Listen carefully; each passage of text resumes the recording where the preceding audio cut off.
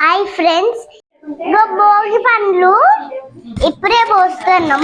అన్నన్ని, మా టీచర్ని, అమ్మమ్మ వాళ్ళని, మళ్ళా ఇలాంటి వాళ్ళని పెద్దమ్మ వాళ్ళని వీళ్ళని అందరినీ వీళ్ళు వచ్చారు చుట్టాలు.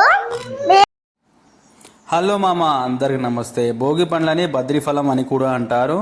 సూర్యుని రంగు రూపు ఉన్న ఈ పండ్లని పిల్లల తలపైన పోస్తే ఆరోగ్యం, అంతేకాకుండా సూర్యుని నుంచి ఆశీర్వాదం లభిస్తుందని హిందూస్ నమ్ముతారు. అందుకే భోగి రోజున 5 years లోపు ఉన్న పిల్లల మీద భోగి పండ్లు పోస్తారు. ఇంకా చాలా హిస్టరీ ఉంది మామ, కానీ ఈ 40 secondsలో మెయిన్ పాయింట్ అయితే కవర్ చేసిన.